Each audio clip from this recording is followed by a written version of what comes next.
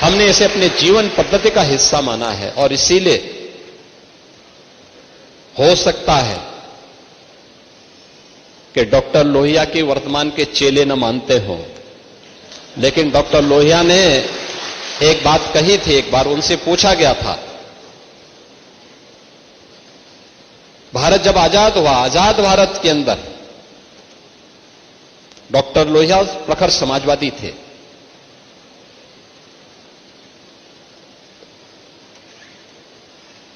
कांग्रेस के कट्टर विरोधी थे, स्वतंत्रता संग्राम सेनानी भी थे।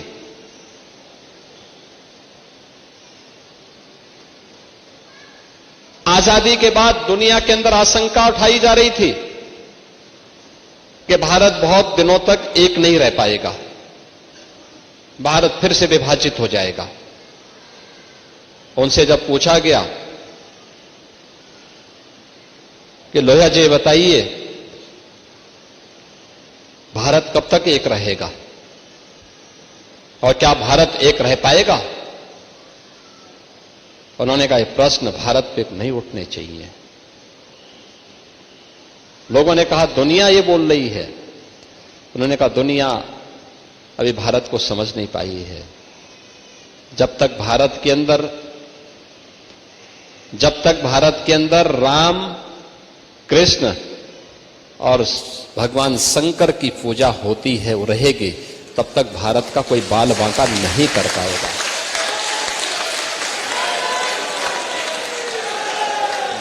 दुनिया की कोई माई का लाल भारत का बाल बांका नहीं कर पाएगा। और यह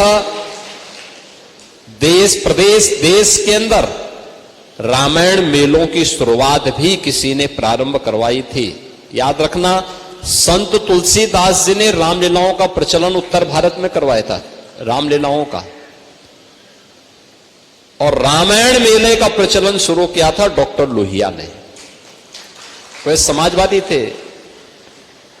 आज के समाजवादी राम भक्तों पर गोली चलाते हैं, लेकिन लोहिया का नाम जपते हैं।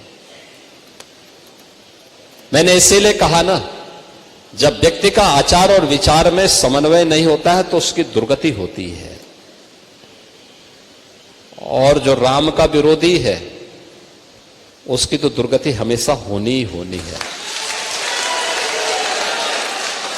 उसको सफलता नहीं मिल सकती है, उसको सदगति भी नहीं मिल सकती है।